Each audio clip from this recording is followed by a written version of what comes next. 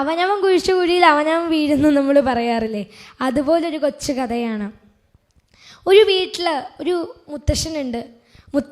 മുത്തശ്ശൻ്റെ മകൻ്റെ ഭാര്യ, ഒരു ആൺകുട്ടി.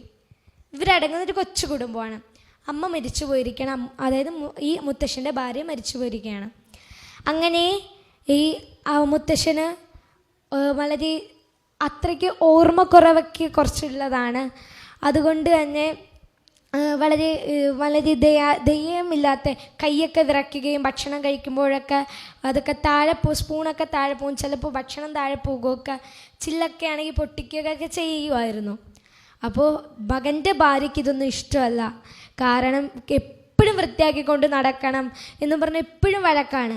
അതുകൊണ്ട് ഒരു പഴയ ഒരു സ്റ്റീലിൻ്റെ പാത്രത്തിലാണ് ഇവർക്ക് ചോറ് കൊടുക്കുന്നത് ഈ മുത്തശ്ശന്. അപ്പോൾ അങ്ങനെ ഒരു ദിവസം, പക്ഷേ ഈ പേരക്കുട്ടിക്ക് മുത്തശ്ശനെ ഭയങ്കര ഇഷ്ടമാണ്.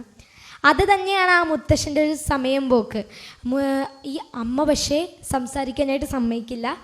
അമ്മ ജോലിക്ക് പോകുന്ന സമയത്താണ് മകൻ ഈ കുട്ടി അപ്പൂപ്പൻ്റെ അടുത്തൊക്കെ പോയി വിശേഷങ്ങളും അപ്പൂപ്പന് ഓർമ്മയുള്ള കഥകളൊക്കെ പറഞ്ഞെടുക്കുന്നത്. അതുകൊണ്ടാണ് അപ്പൂപ്പ സന്തോഷത്തോടെ ജീവിക്കുന്നത്. അങ്ങനെ ഒരു ദിവസം ഈ കുട്ടിക്ക് ഭയങ്കര സങ്കടമാണ്. എൻ്റെ അച്ഛനും അമ്മ എന്താ അപ്പൂപ്പൻ ഇങ്ങനെ ദ്രോഹിക്കുന്നതെന്ന് ചോദിച്ചു. അപ്പോൾ ഇങ്ങനെ പറയുന്നത് എനിക്ക് പറ്റൂല എന്ന് പറഞ്ഞ് കുറച്ചിങ്ങനെ സങ്കടം പറഞ്ഞു കഴിഞ്ഞപ്പോൾ കുട്ടി പറഞ്ഞു, അപ്പൂപ്പ ഇന്ന് അപ്പൂപ്പൻ അമ്മ ചോറ് തരുമ്പോൾ ചോറ് താഴെ ഇട്ട് ചോറ് കളയണം എന്ന് പറഞ്ഞു. ആ ചോറ് അന്ന് ഞാൻ അപ്പൂപ്പൻ ഇപ്പോൾ കൊണ്ടുവരാമെന്ന് പറഞ്ഞൊരു മൺപാത്രം കൊണ്ടുവന്നു. അത് ഒരു പഴയ മൺപാത്രമാണ്, ഇപ്പോഴത്തെ സ്റ്റീലിനെക്കാളും പഴയ ഒരു മൺപാത്രമാണ്. അപ്പോൾ മൺപാത്രം കൊണ്ട് ഇന്ന് അമ്മ ഇതീ ചോറ് തരാൻ ഞാൻ പറയാം, ഇത് തന്നിട്ട് അപ്പൂപ്പൻ ഇത് താഴെയിട്ട് പൊട്ടിക്കണം എന്ന് പറഞ്ഞു. അപ്പോൾ അങ്ങനെ ചെയ്താൽ നിൻ്റെ അമ്മേനെ വഴക്കുറയും, എന്നെ വെച്ചേക്കില്ല എന്ന് പറഞ്ഞു. പക്ഷെ മോൻ പറഞ്ഞു, അതൊന്നും നോക്കണ്ട, അപ്പൂപ്പൻ ഇത് താഴെയിട്ട് പൊട്ടിക്കണം എന്ന് പറഞ്ഞു. അങ്ങനെ വൈകുന്നേരം ഈ അമ്മ ചോറ് കൊടുക്കുക. അപ്പൂപ്പൻ അടുക്കളയിൽ ഇരുന്ന് തിന്നുന്നത്, ഇവരൊക്കെ ഡൈനിങ് ടേബിളിലും അപ്പൂപ്പൻ അടുക്കളയിൽ ഇരുന്നു തിന്നുന്നത്. അങ്ങനെ പെട്ടെന്നൊരു ശബ്ദം, പൊട്ടിക്കുന്ന ശബ്ദം കേട്ടു. അമ്മയ്ക്ക് വളരെ ദേഷ്യമായിട്ട് അമ്മ അടുത്ത് പോയി വഴക്കു പറയാൻ നിന്നു. അതിനു മുമ്പ് ഈ പേരക്കുട്ടി പോയിട്ട് അപ്പൂപ്പനെ വഴക്കു പറഞ്ഞു. എന്തിനത് പൊട്ടിച്ചേ? ഇതാ എൻ്റെ അച്ഛനമ്മയും വയസ്സാകുമ്പോൾ ഞാൻ അവർക്ക് കൊടുക്കാനിരുന്ന പാത്രമാണ്, അതെന്തിനാ പൊട്ടിച്ചേ? ഇനി ഞാൻ പൈസ കൊടുത്ത് മേടിക്കണ്ടേ എന്ന് പറഞ്ഞു. അപ്പോൾ അത് ഈ അച്ഛനമ്മയുടെ മുൻപിലാണ് പറഞ്ഞേ. അവരത് കേട്ടു, അവർക്കത് വല്ലാത്തൊരു അടിയായിപ്പോയി. അങ്ങനെ അവർ പിന്നെ അമ്മയ്ക്ക് അമ്മയുടെ തെറ്റ് മനസ്സിലാക്കി, ആ കൊച്ചുകുട്ടി അമ്മയ്ക്ക് ആ തെറ്റ് മനസ്സിലാക്കി കൊടുത്തു. അങ്ങനെ അപ്പൂപ്പനെ വളരെ സന്തോഷപൂർവ്വം അവർ നോക്കുകയുണ്ടായി. അമ്മയ്ക്ക് അതിൻ്റെ തെറ്റ് മനസ്സിലായി.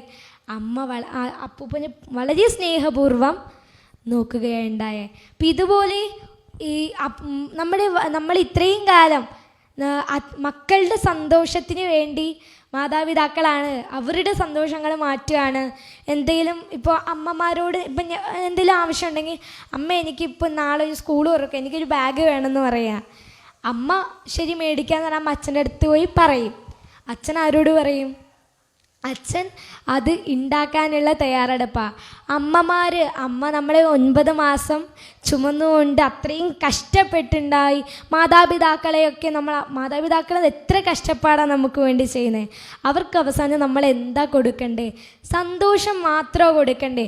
ഒരുപാട് സ്വത്തോ പണമോ ഒന്നും നമ്മൾ കൊടുക്കേണ്ട ആവശ്യമില്ല അല്ലേ? അപ്പോൾ എല്ലാവരെയും നമ്മൾ സ്നേഹിക്കുവാനുള്ള ആ ഒരു മനസ്സ്, അതാണ് അനുകമ്പ. അനുകമ്പയെ പറ്റി പറയുമ്പോൾ ഈ വാക്ക് പറഞ്ഞില്ലെങ്കിൽ അത് പൂർണ്ണമാവില്ല. അതുകൊണ്ടാണ് ഇന്നിവിടെ ഇത് പറയാൻ ആഗ്രഹിച്ചത്.